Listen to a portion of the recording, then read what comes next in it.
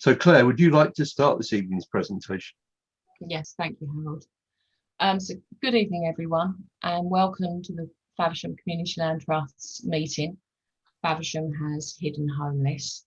My name is Claire Martin, and I am chair of the Faversham Community Land Trust. I'm not going to be the only person speaking tonight. There are other trustees that will be also speaking. And I would also like to welcome Councillor Ben Martin, and he has agreed to speak. So thank you very much, Ben. Would you, next slide, please, Harold.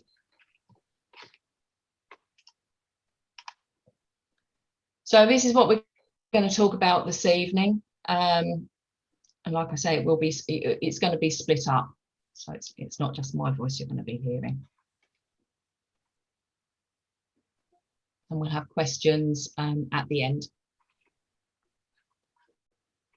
Next slide, Harold. Okay, so why have we set up the Faversham Community Land Trust? So the idea of setting this up was actually born in 2016 when I was an independent town councillor. And it came about just from a quick conversation with someone. And I visited another community land trust in Kent that was doing a presentation to their parish council. And I thought it was a really good idea, mainly because of the young people that I was talking to at the time in town. I also have children that are young adults, and I know how they were finding it difficult, if not impossible, to get on the housing ladder, not just to buy in town, but also they were finding it hard to actually afford private rent as well. Some of them found that private renting, they didn't want to do it because then they knew that they wouldn't also be able to save for a deposit on a home. Also, there are too few social houses that are becoming available, and those that are being snapped up by people that are people and families that are in real need. You know, they're living in bed and breakfasts, so they are the priority. So the Faversham Community Land Trust was finally formed in 2019, and our main focus is housing for people that are already living in Faversham. So they're already in our infrastructure. They are, you know, they've got children attending schools, they work in our town, they use our GP surgeries. And so that is why we decided to focus on local people. We're also open to looking at other projects as well. So although our main focus is housing. Next slide, please, Harold.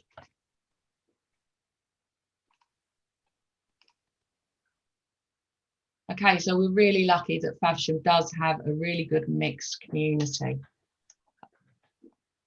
But there are families that are living in really difficult circumstances in the town. There are lots of overcrowding. There are families where you've got, in theory, two families living in one home, where you've got the in-laws living, and then you've got the children are living, and some of them are sleeping with their children in front rooms. And of course, this has a real knock-on effect, particularly with mental health. And that isn't just the adults, that is also the children. Children's mental health is also becoming one of the difficult things that I think that's being seen in surgeries.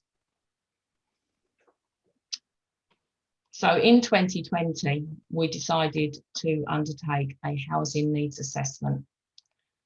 And this was delivered by ARC4, and it was delivered all over the town, and we had a really good response to it.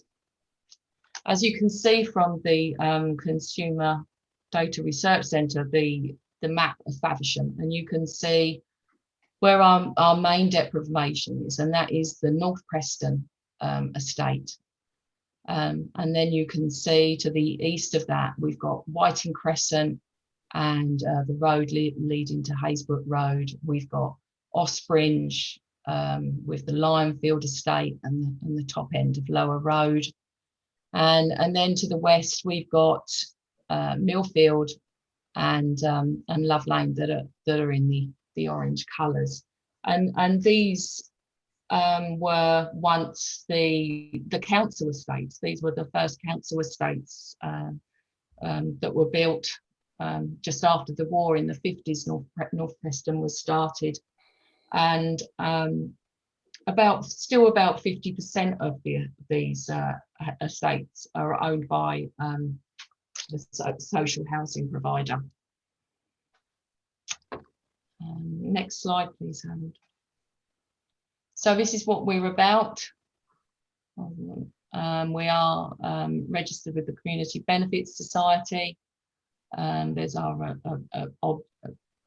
objections there, and who we're regulated by.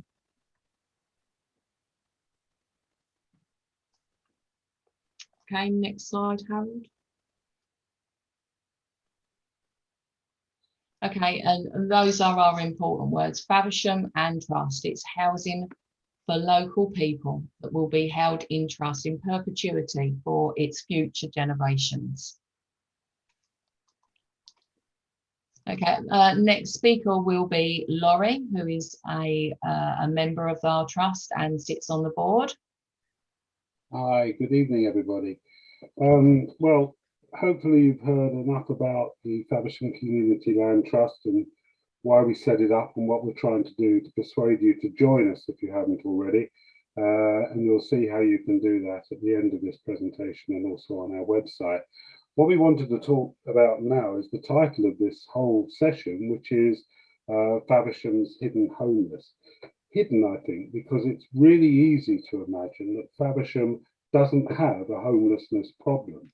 And we know that local authorities in general, their housing need registers do not really paint an accurate picture of homelessness in the patch.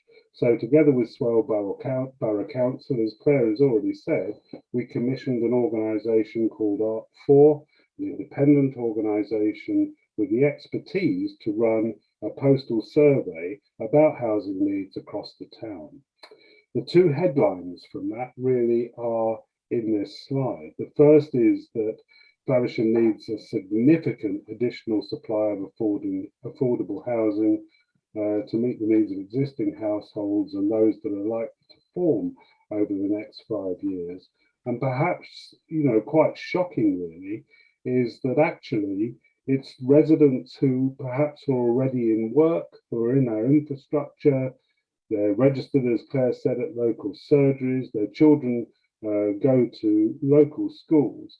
It's these people living and working in Faversham that are really, as far as we can see, as far as the survey said, what we can describe as the hidden homeless.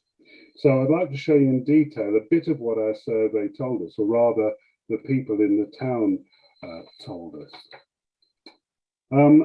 The first thing that came through is housing benefit is really not enough to rent here at an entry level. The cost is just too high. So in some places, housing benefit may enable local people to rent accommodation. Here, that's not possible because rents are too high.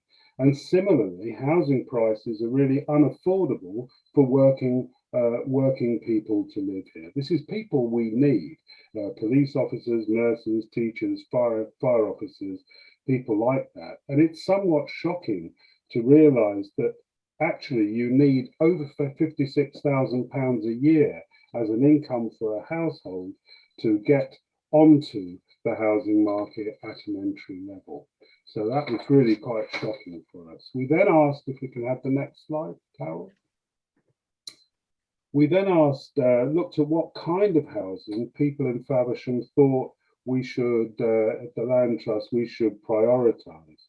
And it's quite clear that the highest priority, without any doubt, was small family homes, 2 or 3 bedrooms for singles or couples, and also smaller homes to enable older people to downsize. And it's interesting how much that is a feature of housing need here in Faversham, is people wanting to get into a house that's more appropriate to their circumstances. What people did not want were detached houses, townhouses, and larger 4 and 5 bedroomed family homes. And I don't think it'll escape your attention that those houses that are emerging around us look, well, they're called executive homes. They're exactly that, larger 4 and 5 bedroom homes. People were concerned that we should do something for first-time buyers to enable social rented housing to be available for low-income households, and also housing that's suited to frail, elderly and disabled people. But there was no feeling there was absolutely no need for self-builders for shared ownership housing, schemes that actually haven't been in Faversham that often, and particularly for private rented accommodation.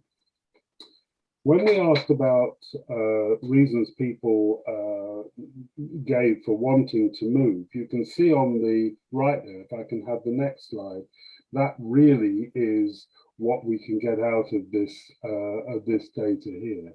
People wanted to right size.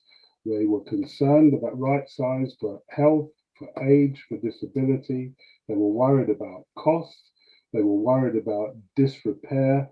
And as we've said here, also about, although it's not on the list, there was a lot about disability and health issues. So there were a lot of very good reasons why people wanted to move in Faversham. Then we asked ARC4 to look and try and project the housing needs for Faversham people over the next 5 years. And this is for 4 categories of people really.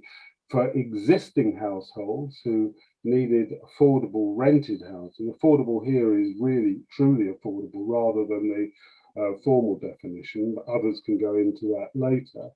And existing householders needed to own. And then of course, because we're taking a 5-year view, it's going to include newly formed households for wanting rent and newly forming households who want ownership.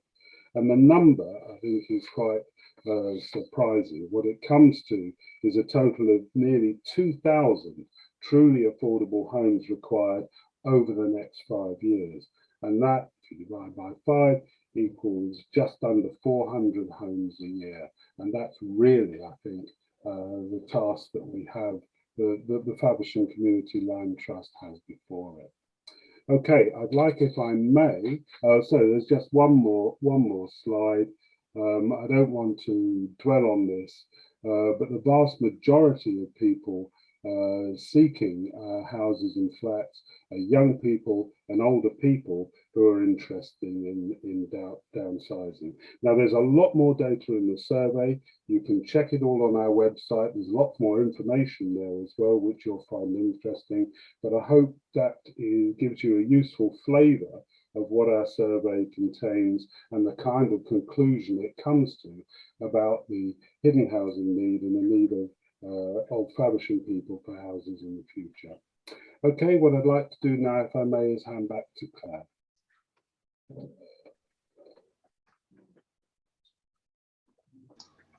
Thank you, Laurie.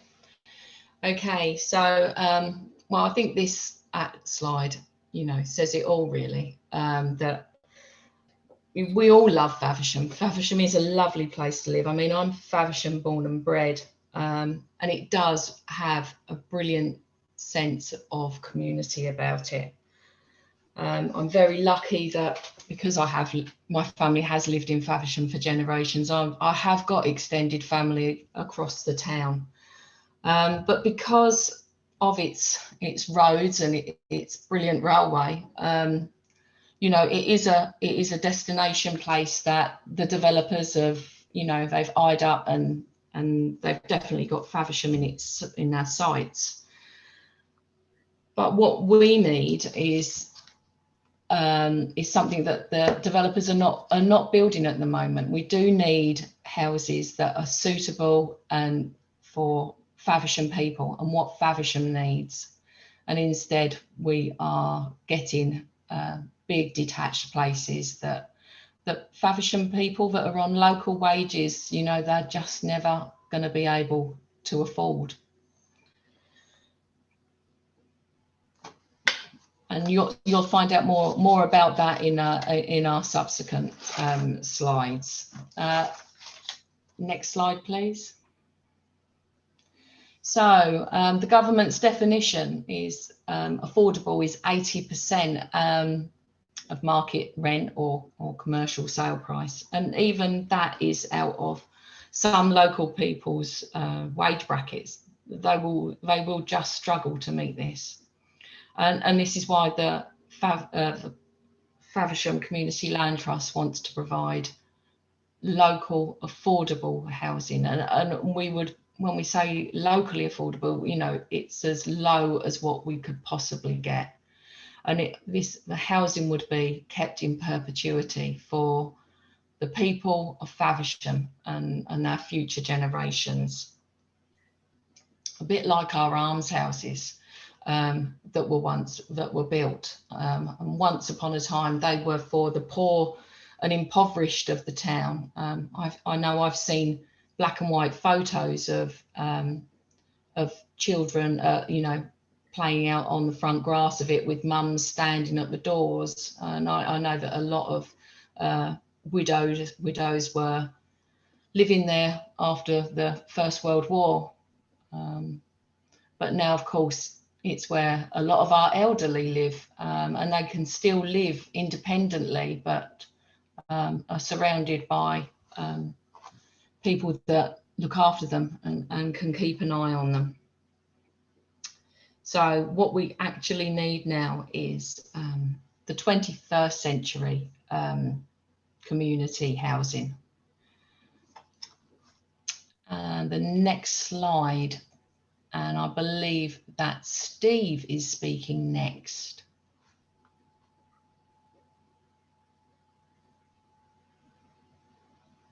Is Steve there? I'm here. Yeah. Hello, I'm Steve Atkins. I was invited to join the board of the Community Land Trust at the beginning of this year, having followed a career as a chartered surveyor in the housing industry. Where I specialised in the promotion of major volume house building sites, mixed use and brownfield. I know the industry. My colleagues call me a poacher turned gamekeeper. I guess I am that, and I'm planning to take the experience I've gained working in the industry to turn it round to deliver housing for the Community Land Trust and support them in their ambitions. As explained before from the survey, we need smaller homes. We need small terraces. No one builds terraces these days, so people can start families. We need homes for young people trying to get on the housing ladder, to rent and to buy. Ground floor accommodation for people living with disabilities. No one builds bungalows these days. People also want to trade down, and there are very small units being built. As the point Claire made before, this is a catchment and a level of demand that doesn't impact on infrastructure, that the new house building that is proposed for the town is going to be compelled to provide to afford people who aren't utilising the existing infrastructure. Could I have the next slide, please, Harold?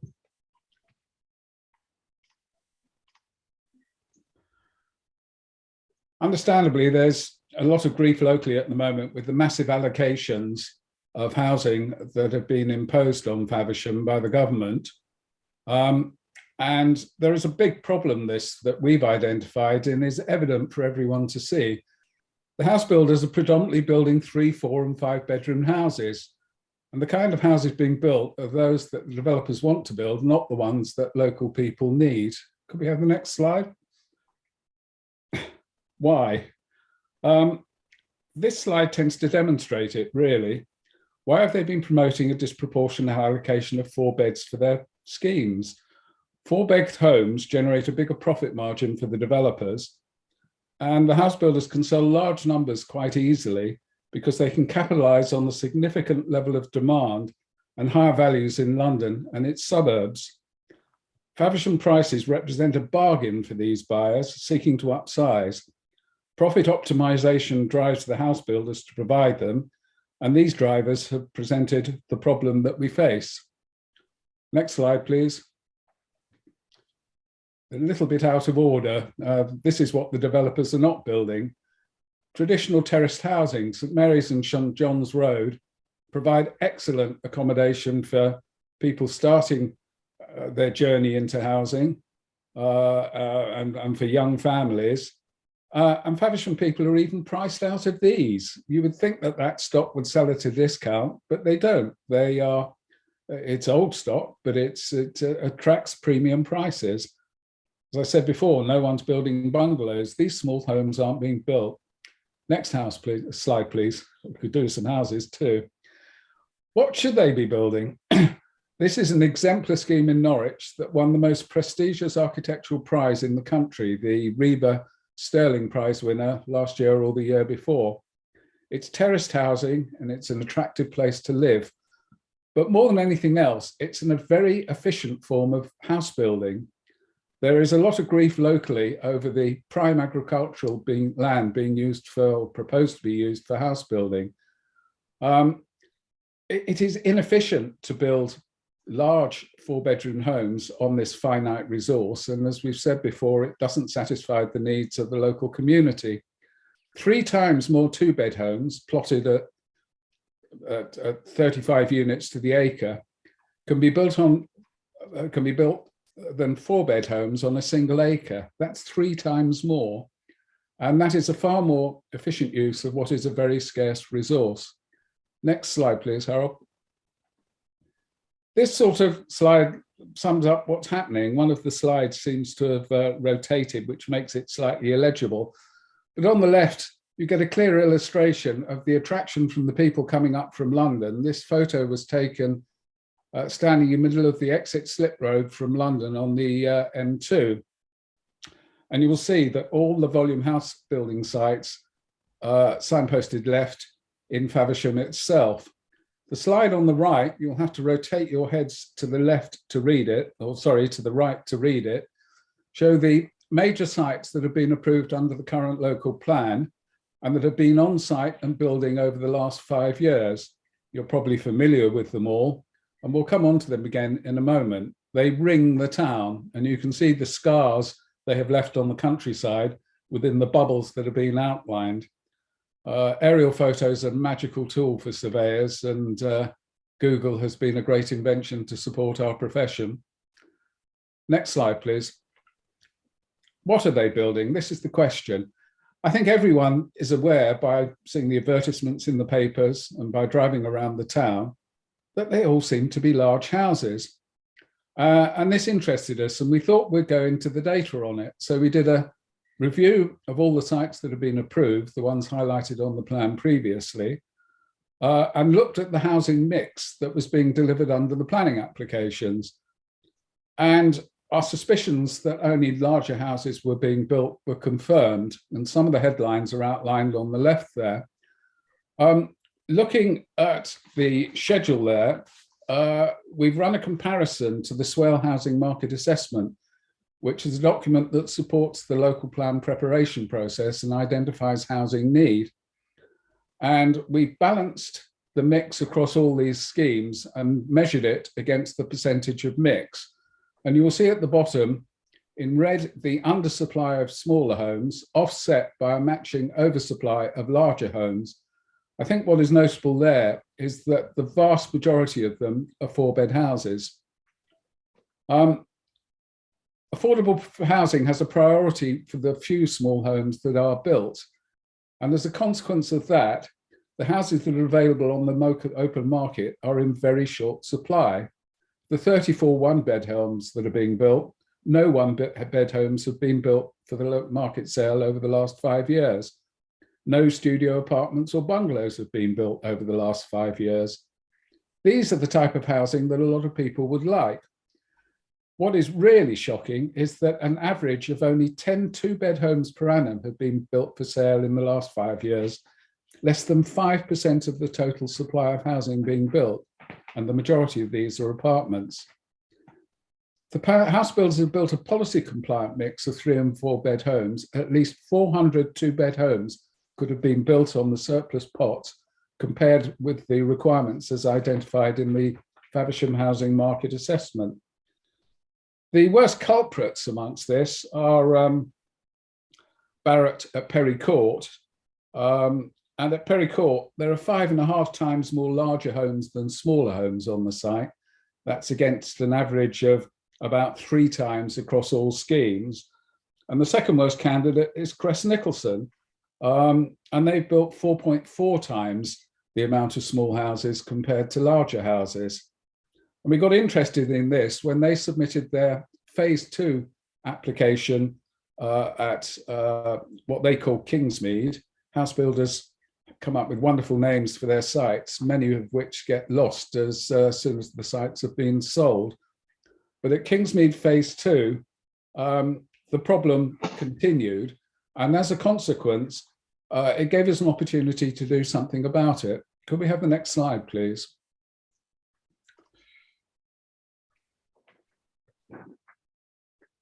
Could we have the next slide, please, Harold? But you should be seeing the next slide, Stephen. That's it, we've got it now. So what are we doing about it? We're submitting planning objections based on the evidence from that survey we undertook, endeavouring to persuade the planners to persuade the developers to introduce a more balanced mix to the scheme. We're formally lodging objections to the schemes that do not provide a balanced housing mix. And if you care to look at our representation on the planning portal, the reference number to put into the search button is at the top of the letter on the right. You will see the case we have made, where we've been encouraging the developers to consider a more balanced mix than the one that is proposed. And we will continue doing this on all schemes that come forward that don't achieve the problem. The reason we have to do this, that as everyone knows, there are more than 3,500 houses proposed to be built under the new local plan. And if this continues, we're going to just have a ghetto of 4-bed executive built houses. And this can't be allowed to happen. Can we have the next slide, please? We're also campaigning on the planning through the planning system on the current local plan consultation, which has come out for new suggestions or new policy suggestions under the Reg 18 submissions. And that we've taken this opportunity to lobby for the Faversham Community Land Trust to be recognised as an affordable provider within the local plan. There are several nuances to the case we made. We're looking for exception sites to be identified that we can build. We're also looking to get nomination rights so that the affordable housing that the volume house builders are compelled to build on their sites, some of it can be allocated to local people. As Claire mentioned, housing need is so great that the affordable houses that are built are occupied by people not only across the borough, but in some instances from outside the borough. And that denies access for local people. And that is a major issue as well. One of the problems with this is that local people are just priced out of the market. And the consequences, of course, that whether striving to get onto the housing ladder or upsizing or downsizing, they just cannot compete against those incomers who have deeper pockets. They're compelled to search and relocate to lower value areas, and these are generally in the Kent coastal towns. This is damaging to society. Close and proximate family bonds, local connections and friendships inevitably become disrupted and distanced. And this has a damaging impact on family and community, which of course all are nurtured by proximity. This is also extremely unsustainable, as affordable journeys and trips will be generated by locals travelling back to visit families and by incomers commuting to their place of work. Could we have the next slide, please, Harold? You might be wondering why we're not building and doing all this campaigning. I mean, the simple fact is that there's a paucity of suitable sites in the town. And whilst we strive to identify suitable opportunities, we struggled, and that's why we're looking at campaigning at the moment. We still want to build, though. And our search for sites is opportunity-led, and we set out an open plea for anyone, if they know suitable sites for smaller homes in the town of whatever size, do please let us know. Community land trusts can secure grant funding from Homes England, but a key factor in securing that grant funding is being a community body, and that means membership. And we're on a drive to get more members. I think it's the bargain of the century, with a membership fee of only £1 for lifetime membership, and we would encourage everyone to sign up. I'll shut up now, and I think we're on to Ben now.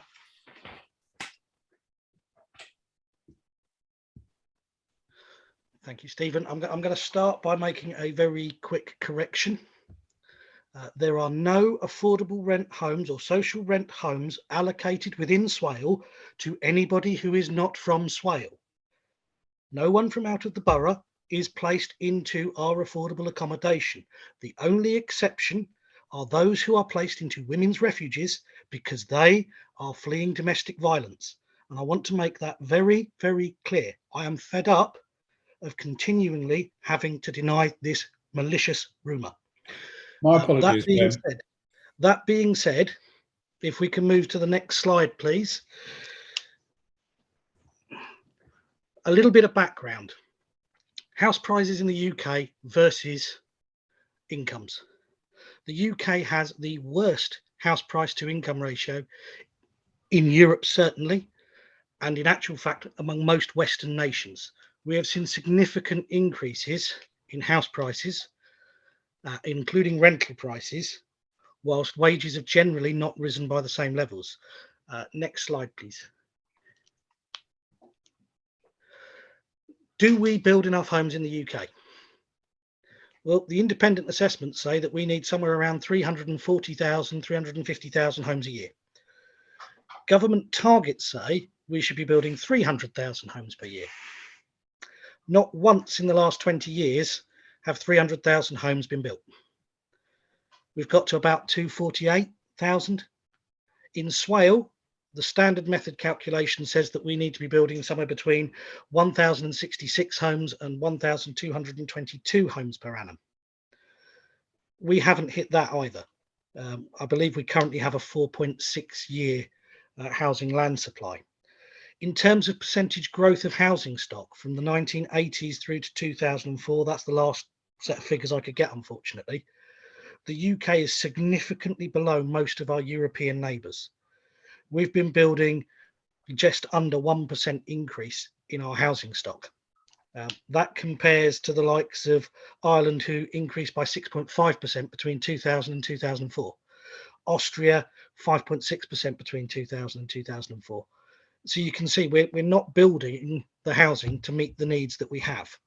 And that's just the needs of the people that are already here. If we go to next slide, please. So in terms of homes per thousand of population, we have 437 homes per 1,000 people in this country, which sounds pretty good. But actually, when you then translate that into households, we have less than one home per household. And that doesn't take into account people who have a holiday home or a holiday let, people who have a second home for whatever purpose. That wouldn't take into account, for example, the Prime Minister having both the flat in Downing Street and Chequers. So realistically, that figure's probably far, far worse than what we're seeing there. The only countries in Europe in a worse position are Poland and Luxembourg. Most nations who are deemed to have a reasonable housing market that's working well, the likes of the Danish market, the French market and the Irish market, you can see have significantly more than one home per household. around the 1.2 mark. Next slide, please. Who builds the homes, and could empty properties really solve the UK's housing crisis? So the number of long-term empty dwellings in the UK has been decreasing. If we take into account short-term property vacancies, which is a completely ridiculous way of doing it in many ways, because that's the figure that includes properties that are stuck in probate and whatnot, we actually only have about 1% of our housing stock being empty. It's nowhere near that many when you take out around half those houses that are empty are actually in probate, and we're just waiting for probate lawyers to go through it. That also takes into account houses that are vacant because somebody's moved out because they've sold it and it hasn't been filled when they did the actual statistics. So that's when someone's not paying council tax on the property. It used to be that local authorities built a lot of the housing. That changed in the 80s in particular, and well into the 90s. That's when local authorities were encouraged to stock transfer to new housing associations. It made sense in many ways at the time. I'm thinking, in Swale, we transferred the stock in 1990, 1991. And part of the reason for doing so was that councils aren't allowed to borrow to build new council housing, and they weren't allowed to borrow to do refurbishments. And a lot of those properties that had been built in the 30s, 40s and 50s were in need of refurbishment. Housing associations were allowed to borrow. So it made complete sense, get people a better quality of home, transfer the stock to housing associations. I'll also make clear that housing associations are not permitted to make profits. They are non-profit making bodies. As you can see, the proportion of homes built by private enterprise has been increasing steadily compared to what's actually being built. Next slide, please. So what's happening in Faversham in terms of housing costs? In the last 20 years, average house price has gone up 230,858 quid. So just over 180%. It's currently now £358,201 for an average property. Rental prices. Now, this is one that really does get my goat. The local housing allowance has not been increased by government in the best part of 10 years. It is still £78.59 a week for a room in a shared house. It's still £136.93 a week for a one-bed property, etc., etc., as you can see on the slide. Compare that to how much those properties are renting out for, and there is a little discrepancy in terms of that bottom figure there, in terms of the 3-bed house and the 4-bed house. The reason that the 4-bed starts at £1,400 to £2,000 per calendar month is because there's a former social property that someone bought under right to buy about 10, 11 years ago that's just come up for private rent.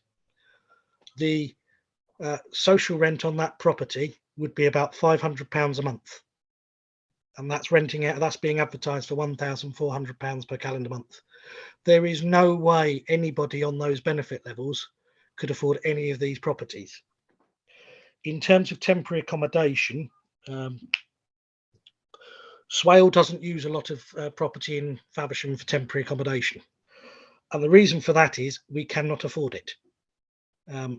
We claim back around half of the temporary accommodation costs through a housing benefit, which is set at the local housing allowance rate.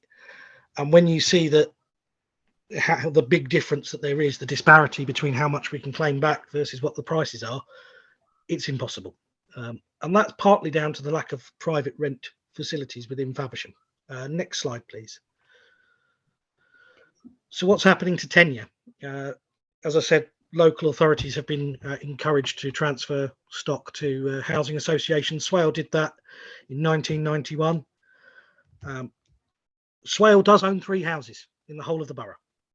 I think it's 1 in Tenham, 2 in Sheppey, which we utilise for temporary accommodation. As you can see, social rents virtually, they've been going down consistently since the 80s. Private rents have been going up, and owner occupation has had a little bit of a blip in the early 2000s, but is again on the increase. Next slide, please. How many people live in temporary accommodation? And these are only people from Swale. So there are currently 363 households in temporary accommodation. These figures are from about a week ago, so the chances are they have gone up. 179 of those families have children, and there are currently 351 children in temporary accommodation from Swale. And the reason I say from Swale, we aren't able necessarily to house people temporarily within the borough. In terms of larger families in particular, we really struggle to get properties of a suitable size to house them within borough. So if someone requires a 4 or 5 bed home, chances are I'm going to be sending them to authorities elsewhere in Kent, or in some cases out into Sussex and Surrey. And that's the best I can do. We do our very best as an authority to bring them back into borough as quickly as we can, but sometimes that's not possible for quite some time. In addition, we've got 1,200 households on the housing register. And as you can see, nationally, that figure for children in TA has been steadily increasing. Next slide, please. It's not just about numbers, it is about people. So these are 3 different emails that I've received, which I have adjusted slightly so that I hide the identities of these people. I'll leave it up. I'll let you read through it. But suffice to say, I receive an awful lot of emails every week from people in similar situations. People that I need an affordable home, I can't afford to rent privately.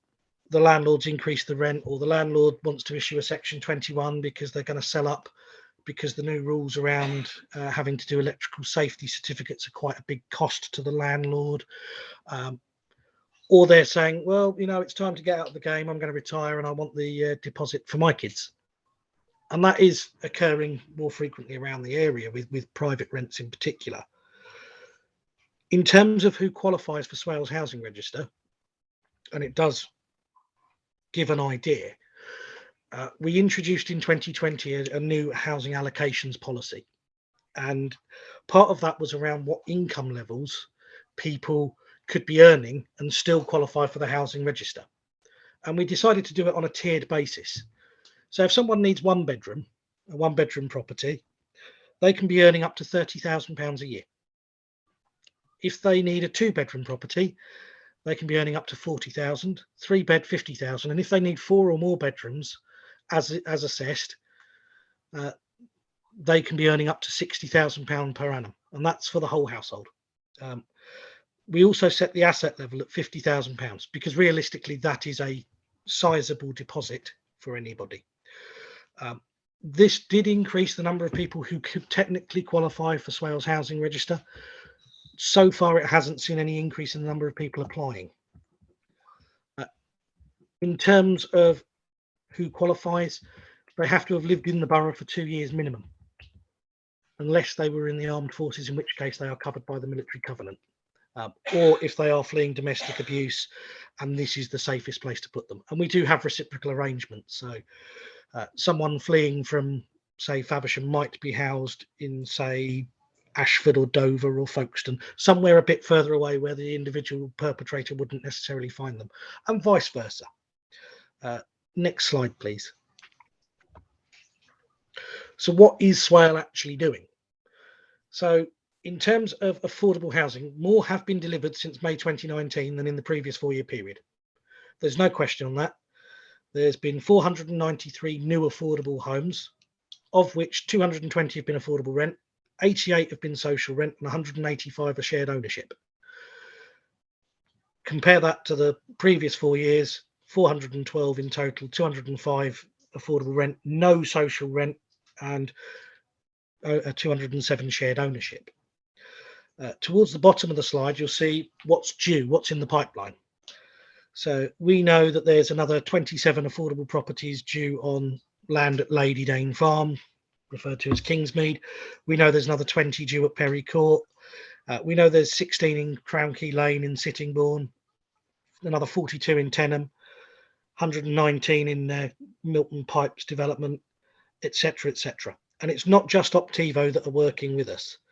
One of the things I was very keen to do was ensure that the borough didn't rely on one housing association to deliver affordable housing. That's primarily because the affordable housing provider still has to buy the home. And there's still going to be cash flow issues for them if they're the only person operating in the borough. Now, West Kent Housing Association have taken on a number of the sites around Faversham. That doesn't mean those homes will go to people from West Kent. They will still go to people from Swale. It's just that the Housing Association is West Kent. A bit like when Optivo used to be Swale Housing Association many years ago, and it started taking properties on in Medway. It didn't mean that our people went to Medway. We have also formed Swale Rainbow Homes to develop a number of council-owned brownfield sites for affordable housing. And I will point out that Swale doesn't own a lot of land. It's quite small compared to a lot of local authorities. And the land that we do own does have viability constraints, which we've got to find ways of getting over. And just to give a comparison, brownfield land does cost more to build on. You've got to pay VAT on it. You may have to pay business rates if there's an existing building on it. You've generally got to pay for decontamination of the land. That's something that impacted on the amount of affordable housing delivered on the Nova site, for example, on the Graveley Road. The cost of decontamination meant that in order to make the scheme deliverable on that brownfield land, we had to accept a small reduction in the number of affordable units built. It's also worth remembering that when building, and I'm certainly no defender of the developers, I do think we need to change what's being built, but the developers are legally entitled to a 20% profit. That is set down in law. And if their profit margin looks like under their viability assessment, it will be less than 20%. They can ask for their affordable housing allocations to be reduced. They can ask for their Section 106 monies towards infrastructure, such as new school places, new GP surgeries, additional library books, contribution to youth services, etc., to be reduced in order to make sure that they get their 20% profit margin. There is a new company that are operating or starting to operate in the southeast who have previously been in the southwest, who deal specifically in exactly that, and I'll quote direct from their website. If the profit margin for your development is pushed below 20% by Section 106 or affordable housing contributions, contact us today. We can provide you with a free initial consultation and advice. We have yet to lose an appeal. We have over 1,000 satisfied clients, over 2,000 reports written, over 50,000 dwellings have been facilitated, 2,000 developments unlocked, and we have saved £223 million for our client and worked in 124 local planning authorities. And just from their case studies, they've prevented the development of around 60, 70 affordable units. And those are just the 4 or 5 case studies they put on the website. Next slide, please. We're into somebody else's work, so I'll pass on in just a moment. If I may, in terms of those housing costs, and I have been looking at them for building at the moment, on brownfield, the costs can be around £175,000 to £190,000 per dwelling at the moment. So you can quite see why, when a 1-bed house is selling for, say, £210,000, a developer might be reluctant to build it. They would want to go for the 4-bed because actually your costs don't really go up in the same way. You're not putting an extra kitchen in. You're not generally, in most cases, putting an extra bathroom in. So there is an argument for small developers that they do need some of those 4-bed houses to subsidise the 1- and 2-bed builds. But that doesn't mean it should be the majority by any stretch.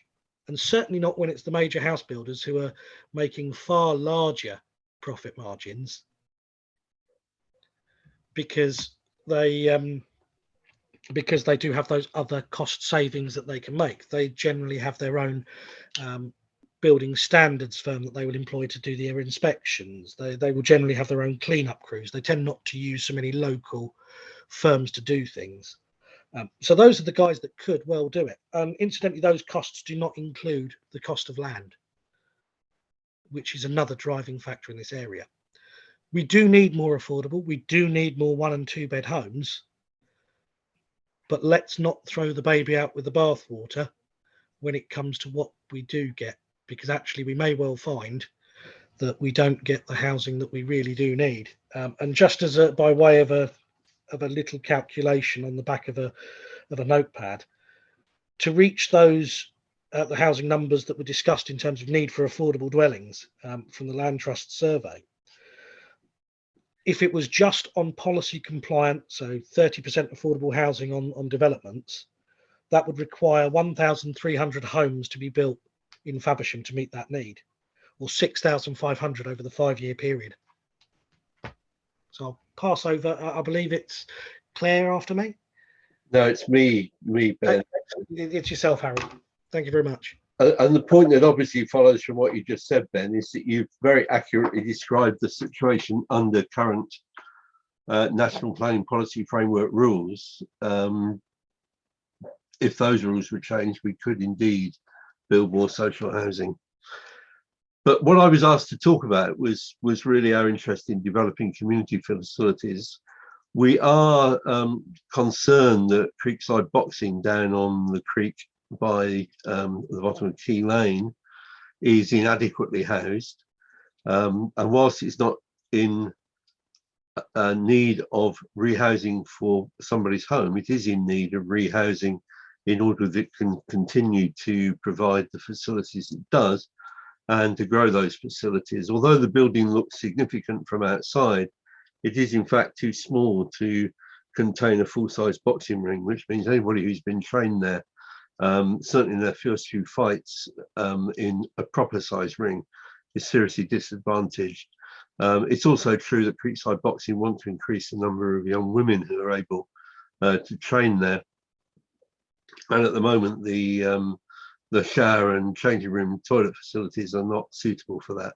So we're very keen to try to find new accommodation for creekside boxing. On the railway sheds, which are to the east of Faversham, you'll see there a blue line going through from the end of Windermere along swale-owned land. We're about to put in a planning application to raise the possibility of making access available to the engine sheds, because the engine sheds would provide a community facility to the east of Faversham, which is currently very short of facilities. And also this route in down Windermere and then across the Long Bridge would enable people to get into the town centre from the east without walking down either Whitstable Road or the A2. So whilst our primary focus is on housing for genuinely affordable housing for local people, we're also very interested in trying to assist people in developing community facilities for local people.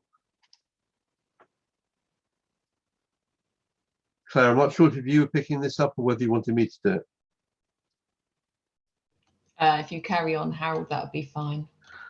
We're coming to the end now. I think the next slide is actually your opportunity to ask questions. We'd really like more members.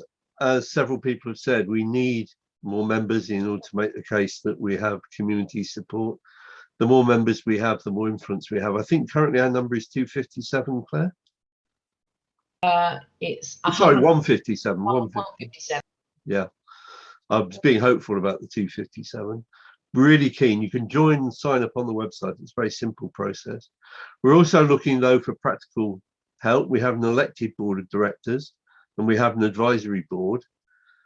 We need people with technical competence. The difference that Stephen has made since he's joined us is incredible, frankly. He's really moved us on in terms of being able to identify where we're being shortchanged in terms of the housing mix. Is invaluable expertise to contribute. And we know there are other people like Steve with other comparable skills that would be really helpful to us.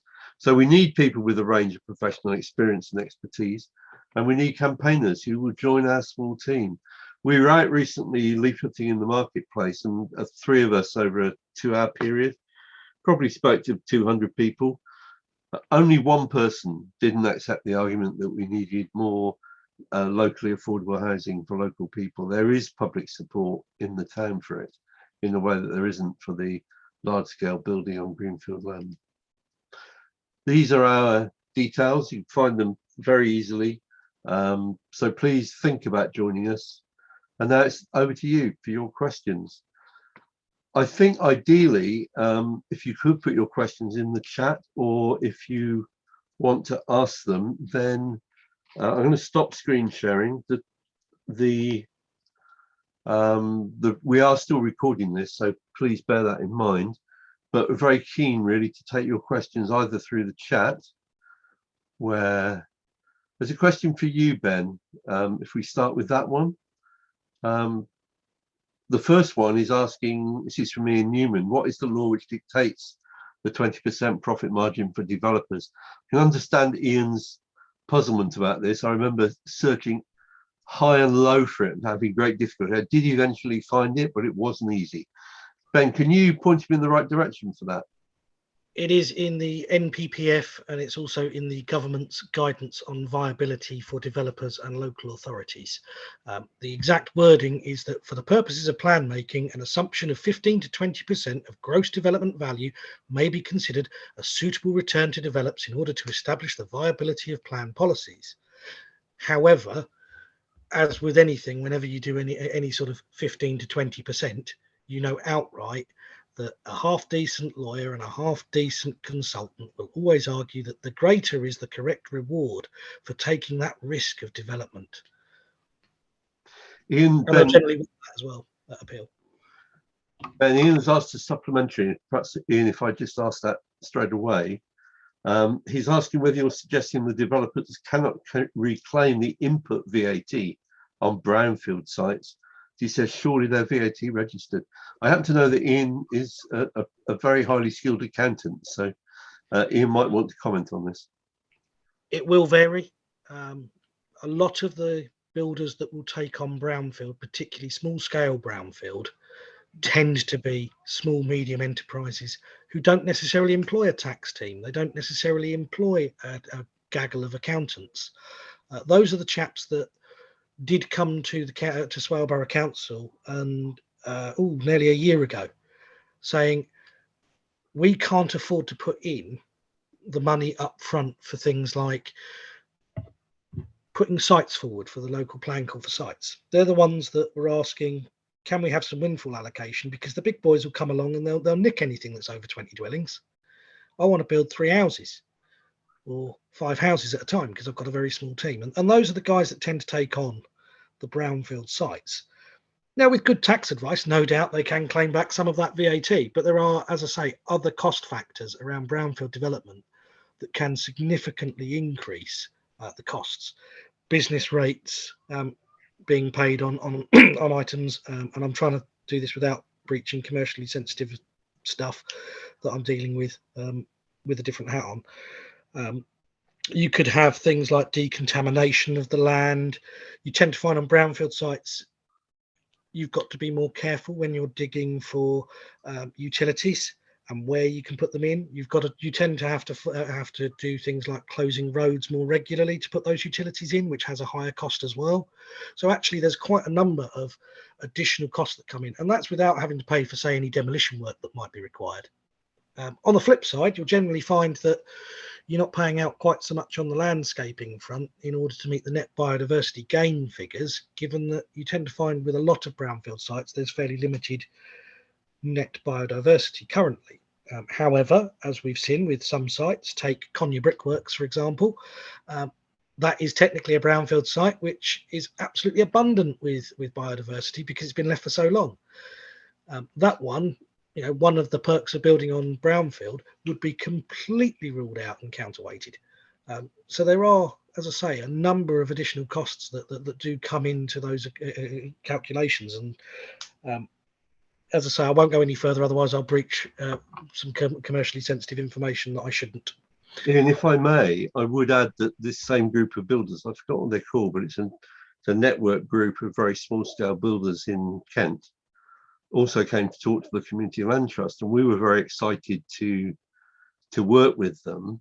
But the problem we've come up with is that we can't access any land. And obviously without land, then you have no opportunity to build. So the access to land is a real difficulty. Stephen, do you want to comment? Yeah, just one comment. The SMEs tend to work off a lower margin and operate closer to that 15% that in the range that Ben gave. But they, even when I'm working on that lower margin, those brownfield sites offer a far higher degree of risk. Many forms of contamination you can't quantify until you start digging it out. And in reality, on brownfield sites, they should generate a higher return than that 15%. But I'm afraid the 20% is commonly accepted and is exploited by the developers. Can I just follow Yeah, up, do, please? absolutely. Because Ben's just said that the 20% is protected. So why is it not protected for those developing brownfield sites? And the other point is that VAT registration is 85,000K turnover. It's nothing to do with having a team of accountants. It's based on how much you're turning over. Yes, I think there may be some confusion. Certainly, if you're dealing with refurbishment on that brownfield site, you will attract VAT, and it would be recoverable if the turnover was over 85,000 a year. Do you want to comment on the other part of Ian's question, Stephen? Can you remind me what it was, please? Ian? Ian, do you want to remind us? The other part of the question was that Ben just said the 20% profit was carved in stone, legally binding. And now he's saying, no, it isn't, because people developing brownfield sites don't make the profit. Yeah, it's bound in stone. The balance that has to be taken is whether the site is going to be brought forward. If the margin is too low, they won't develop it, but they can justify an appraisal off a 20% margin. The other key factor that feeds into the appraisal is the existing value of the site and the base value of the site. If you're springing off a high base value, it's not very hard to prove that the enhanced development value is relatively small when operating off that 20% margin.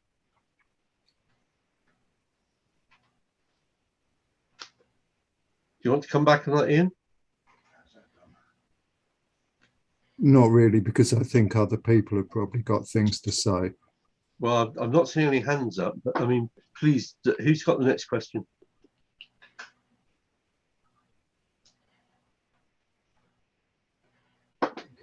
This is Carol. In the slide that said Faversham has good rail and road links to London and Ashford. Why Ashford? Last time I drove to Ashford, the road was still very winding and narrow in places. I can't remember a good rail service either. I think that's a query about what precisely was said. We do know that there are families in Faversham whose children are having to go and live in Ashford because it's one of the places that they can afford to live. I think possibly it's just that the message got scrambled, Stephen. I don't know if you want to comment on that. I don't think I said it. No, we had that map up which showed the pressure on Ashford and Faversham because of the road links and the rail links, but it wasn't between Ashford and Faversham. It was the pressure from London towards Ashford and Faversham, not between them. I think that's what's happened there, Carol. Does anybody else have a question?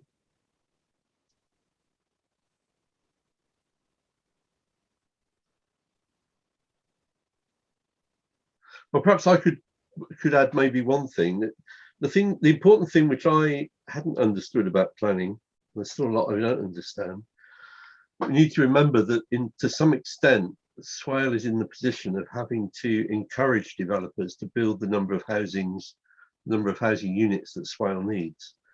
Swale can build very few. There'll be very few built by the new Rainbow Housing Company. It needs to persuade the developers to do it, and the fact that it's the relationship is that way round puts the developers, unfortunately, in a very powerful position.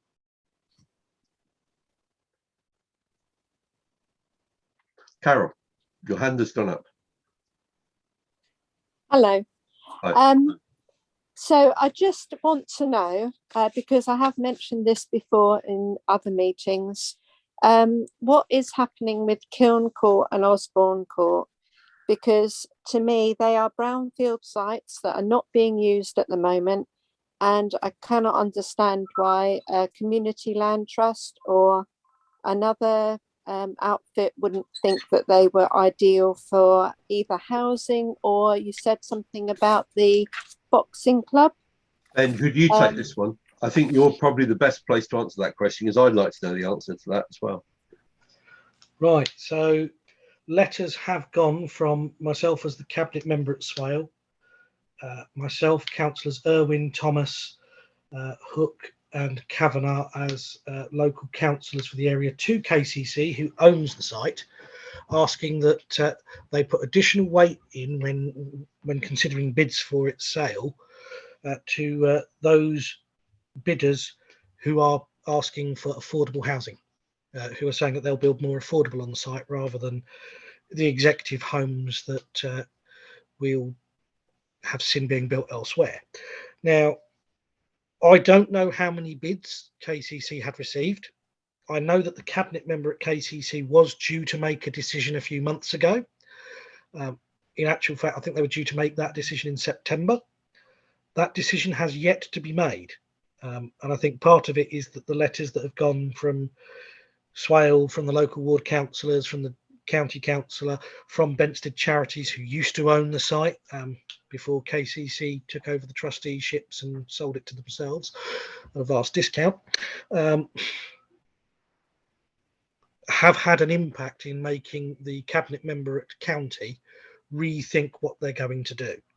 My hope is that they will sell it to an affordable housing provider who will develop it for a 100% affordable scheme. But they may well choose to sell it to a private developer for a private scheme with minimum percentage affordable. We don't know yet. And as soon as we do, I trust that Councillor Hook would call in any decision to scrutiny that went against the wishes that have been expressed in those letters. And I believe that is the case. But until a decision is made by Kent County Council and their cabinet member, we're in the dark about as much as everyone else. Ben, John Irwin is asking, can we put pressure on KCC and our borough council to make some of their housing available for local housing? I mean, is there any more that we could do, Ben, in your view, or anyone else, to increase the pressure? So Harold, if I can just add to that, I think it was interesting because I was typing that question as Carol asked the question, so it's clearly on her mind. Aside from KCC, I'm also aware that Swale Borough Council own a number of plots around the town. In fact, there's one quite near where I live, which is Lionfield X Play Park site, which I think Chris Oswald-Jones has identified. There's also a number of other sites available, which is SBC land. Some of them actually already previously developed as housing. And I know, for instance, down near the Purifier building, there is a site that used to have, I think, 2 or 3 or 4 houses on it. You know, again, is there anything we can do with Swale to pressurize them? And I think Ben made the point that, you know, some of the town councillors and KCC councillor and Ben himself have written to ask for it. But I mean, we as people rather than councillors, is there any pressure we can exert? In terms of Swale, yeah, there's plenty of pressure that can be exerted. What impact it would have, given that Swale doesn't really own much beside car parks, I wouldn't a clue. And frankly, given that the main asset that Swale owns in Faversham is the central car park, which is the busiest car park in the borough, I'm not sure there'd be any desire to sell that for development, especially not given its proximity to the conservation area and the potential impact it would have on local businesses. But by all means, members of the public can write to their borough councillor. They can ask questions of Swale Borough Council's leader at every full council meeting. There are documents that can be, you can submit and ask the leader via the website for a quicker answer. Questions can be asked of any cabinet member while cabinet still exists at Swale at full council meetings. Petitions would be accepted. There's all sorts of things that can be done to pressurise Swale in many different ways, but realistically, I don't think there is the asset ownership to really make a huge difference in that regard. In terms of KCC, again, it's much the same sort of thing. It's asking questions, it's badgering your county councillor, it's sending emails, it's doing petitions, it's knowing what they own in the first place. You know, I always look at the library and go, why the heck hasn't it got a second story of it, on it full of affordable housing? Absolutely ridiculous waste of space in so many ways. The same with Kiln Court and Osborne Court. How many years have we looked at that as a derelict site and gone, why aren't they utilising it to meet the needs that we have? Why aren't they using it to help local people? Some of the other sites that Swale that are owned by the two councils, it's few and far between in this particular area. I'm thinking KCC, you've got the waste transfer site, which would require expansion anyway for any new housing. You've got the highways depot, which I suppose you could move highways out of the area, but they need to be in Faversham for accessing of some of the major routes. So particularly when it comes to gritting, so that's not really viable. We are fairly restricted. Local authorities don't own the vast swathes of land that they did 20, 30, 40 years ago. A lot of it has been sold off in order to meet day-to-day costs or to reduce some of those liabilities. And what is left is quite often stuff that you'd consider a liability rather than an asset, because the pure costs of maintaining some of it far outweigh what you'd ever get in income. I'm looking TS Hazard, for example, which has been left to go in an absolutely awful state through years and years of neglect. That technically that is owned by Swale Borough Council, and frankly, what could you do with it that would generate any income to pay its way in terms of repairing it? Very, very little. But there are options out there, and you know, always contact your ward councillors. A lot of land owned in the area is actually under the ownership of some of the housing associations as well. I'm thinking some of the garage blocks that have garages that are no longer big enough for modern cars. There's no harm in writing to the likes of Optivo saying, well, you know, no one uses these garages anymore, they're not big enough. Have you thought about knocking them down and building one-bed flats on them? It can all be done. I think, Ben, you've just given a very good explanation of why we need more members. We need to put that effort in. Ian Newman has asked a very interesting question, which I think maybe goes to you first, Stephen, and then for others to comment. Ian is saying, who agrees that Swale needs these houses? Those requiring affordable housing is far lower than the 3,400 houses currently planned for this part of Swale. I think the point here, Stephen, is that it's a question of who decides what kind of houses get built. Yes, I think it is. It's, I mean, we have government imposed targets on how many houses that are allocated for Faversham, and those government site or driven allocations will produce affordable housing. But the problem is the way that the market seems to be working and the system is working, that they will generate far more 4-bedroom houses than it will affordable housing. And that is just wrong. It just creates a massive imbalance. The other thing that's always puzzled me is why the government thinks that by building large numbers of houses, somehow the price of a house will go down. It doesn't seem to me to be very likely that the builders are going to want to build houses. If the value is falling, they wait until they can realise the value they want to realise before they actually build. Yeah, well, so the house price is never going to come down this way. No, the house builders will never create an oversupply of their product, because that will diminish prices, and they restrict supply so that prices increase. The thing that governs the prices of the houses are affordability thresholds and incomes, and if those incomes come from more wealthy catchments, London, that will drive up prices to unsustainable levels, but are driven by the affordability criteria driven out of private purchases from richer areas. And therein lies our problem. Can I just say a couple of words on this, please?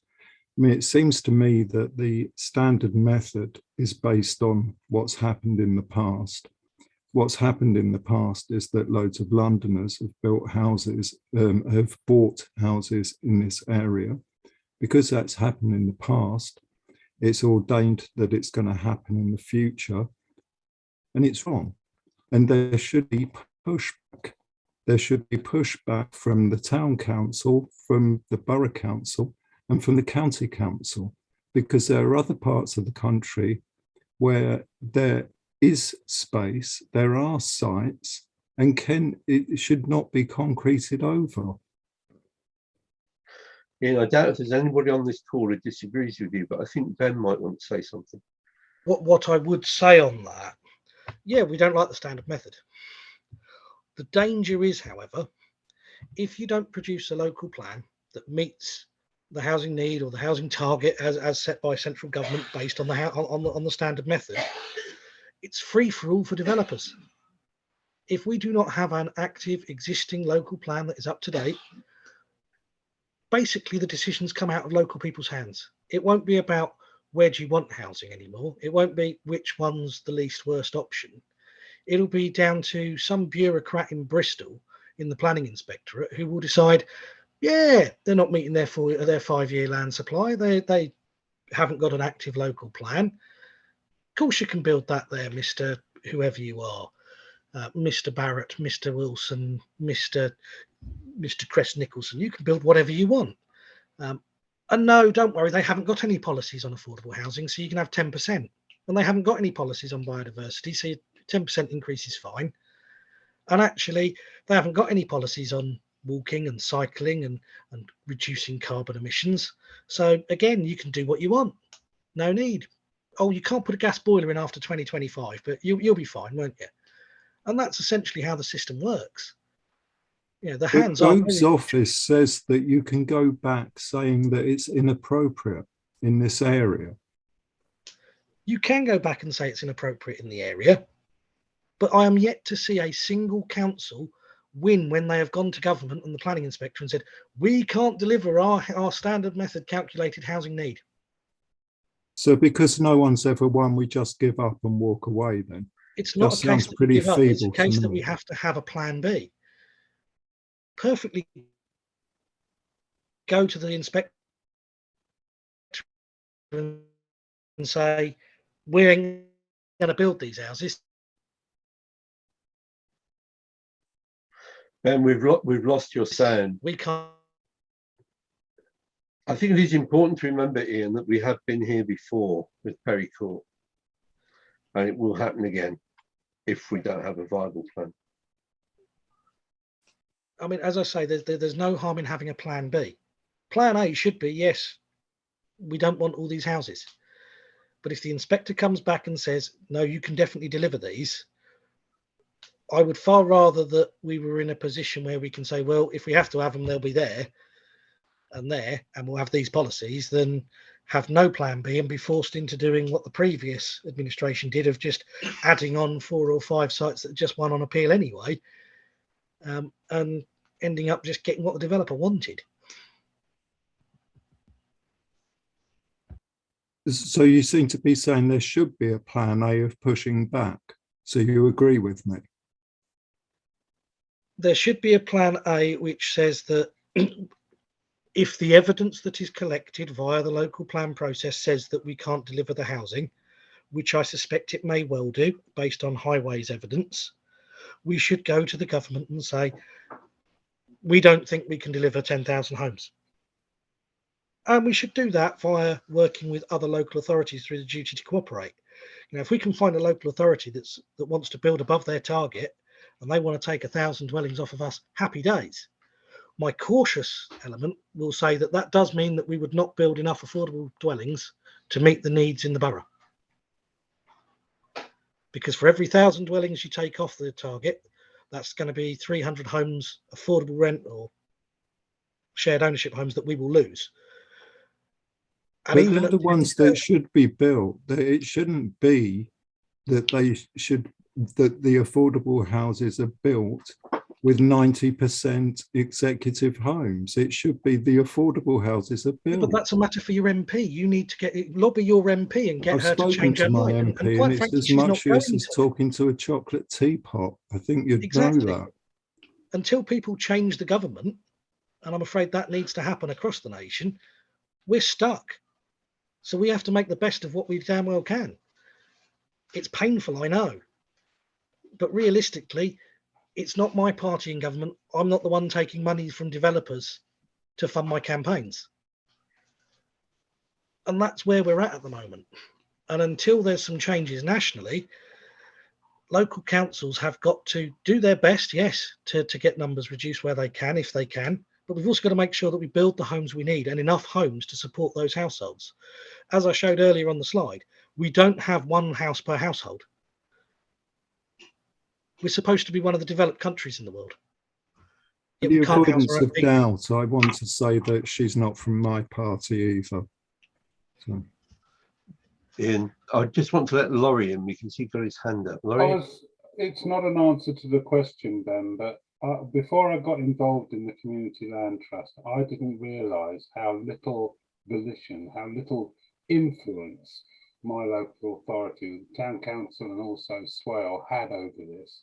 And I didn't realise that if you do kick off about it, you're in danger of things actually getting worse because you have absolutely no control then over the number and nature of houses that get around. And I really understand, Ian, why it's so vexing, but there really is very little we can do about it. What I was going to say is I think from a Community Land Trust point of view, what we do is need to find a way of making clear to people in Faversham where, if you like, the blame for this actually lies, because otherwise there's a danger that we'll push at the Town Council, people will push at Swale, and actually the problem is in Westminster. I just don't think, like me, people realise how little influence we have at a local level. So I think that's something as an FCLT we should try and get into. I have one, I think probably the last question from Carol, asking how many of the housing surveys were sent out and where they went to. Through ARC4, Carol, we mailed through the GPO, through the post office, the Royal Mail, every household within the parish boundary of Faversham. It was a survey of housing need within the parish. The full details of that survey are available on our website. You can download the whole thing and see exactly how the survey was done and the parameters that we used, and all the survey evidence is there. I realise that most of us, including me, remain profoundly depressed. I'm sure Ben does too, about where we are on locally affordable housing. It's a really bad scenario. All I can say is that if you are willing to join us, we have a better chance of making a difference. But Claire, can I hand back to you as chair of the Community Land Trust to close this evening? Yeah, okay. Thank you very much, Harold. And thank you all very much for attending and listening to us. This, of course, has been recorded and we will be sharing it on our social media and on our website in due course. So please tell friends, colleagues where it is, and hopefully encourage them and yourselves. If you're not already members, please join us. It is really important that we try and provide homes for people that are already living in our town. Thank you all very much to my trustees for contributing and for the slideshows and all of the work that you put in every month at our monthly meetings. And also Ben, thank you very much for participating as well. Okay. Just one second, because we've got a young person. We've got Abby Williams, who's watching with her daughter. Who is responsible for ensuring the housing requirements are followed? That is one hell of a big question. Right at the end. Who wants to have just a quick answer? On the grounds that we've got a young person listening to this. It goes to government in the end, doesn't it, Ben? It's really tricky. Technically, Swale Borough Council are responsible for making sure that the homes match the mix that's identified. But they also have to ensure, or we also have to ensure, that we're meeting the numbers, and the numbers are unfortunately king, not the type. What I will say, I am aware of your case as well. I know we've been in touch previously. It is being worked on. There are policies in the local plan which should help address particularly the area that you're looking at and your particular area of need.